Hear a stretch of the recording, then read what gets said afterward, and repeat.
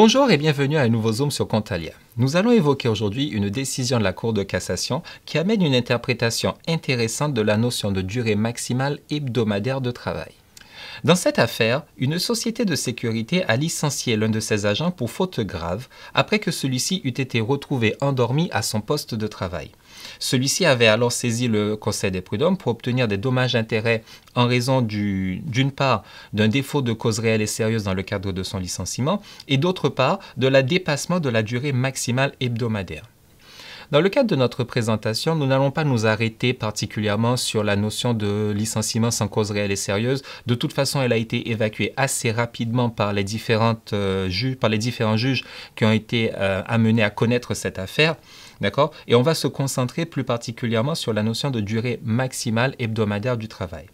En effet, ce que je n'ai pas précisé dans le rappel des faits, c'est que le salarié qui a été trouvé endormi sur son poste de travail avait totalisé 72 heures de travail sur les 7 derniers jours. La question qui nous intéresse donc est celle de la demande de dommages-intérêts pour le dépassement de la durée maximale hebdomadaire de travail. Pour rappel, les durées maximales de travail sont 48 heures par semaine.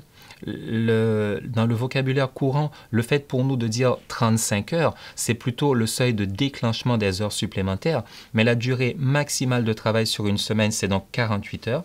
Le texte prévoit également la possibilité pour un salarié de travailler 44 heures par semaine sur 12 semaines consécutives ou même 46 heures sur 12 semaines consécutives si une convention ou un accord d'entreprise ou mieux encore si on a consulté l'inspecteur du travail. Donc il est possible de travailler 46 heures sur 12 semaines consécutives. Enfin, et seulement sur accord de l'inspecteur du travail, d'accord, en cas de circonstances exceptionnelles, il est possible de travailler 60 heures sur une même semaine. Donc nous avons effectivement ici un cadre qui est relativement connu et relativement strict, mais la question qui nous intéresse ici est de savoir qu'est-ce que nous devons entendre par une semaine. La Cour de cassation a été soumise de cette affaire-là. Un salarié qui a travaillé 72 heures sur une semaine, mais qu'entend-on par une semaine?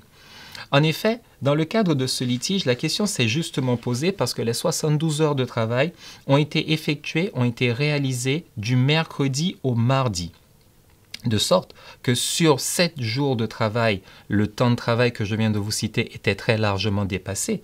Mais si on considère chacune des semaines, l'employeur était dans un cadre légal et respectait les durées maximales que je viens d'énoncer. Dans un premier temps, la Cour d'appel a opté pour la première solution. Elle a condamné l'employeur considérant que celui-ci avait, en faisant travailler son salarié pour 72 heures pendant 7 jours, très largement dépassé tous les plafonds en termes de durée du travail dans notre pays. C'est sur ce point que la Cour de cassation vient censurer l'arrêt d'appel. En effet, la Cour de cassation, dans une décision du 12 décembre 2018, choisit implicitement d'apprécier le respect de la durée maximale de travail sur la seule semaine calendaire et non pas comme l'a fait la Cour d'appel sur une même période de 7 jours.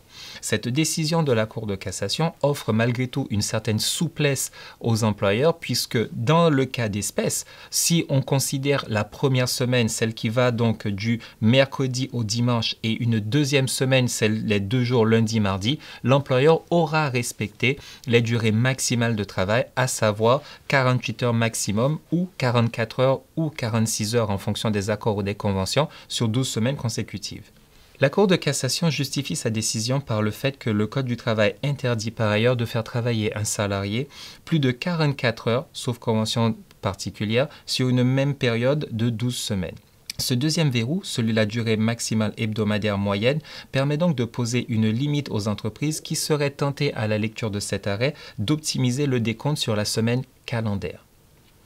Concrètement, un employeur pourrait bien évidemment programmer des périodes de travail de plus de 48 heures en les mettant à cheval sur 2 semaines. Mais il doit alors nécessairement alléger la charge de travail pour permettre aux salariés de rester dans les plafonds que nous avons cités, à savoir 44 heures sur 12 semaines consécutives. Cependant, Ce n'est bien évidemment pas le thème de notre propos aujourd'hui, mais c'est un élément important. Quand bien même l'employeur serait tenté d'optimiser les temps de travail et de pouvoir faire chevaucher sur différentes semaines calendaires un certain nombre d'heures de travail, je rappelle qu'il est garant de la santé physique et mentale du travailleur et dépasser des plafonds de temps de travail pourrait représenter une atteinte à la santé physique ou mentale du travailleur.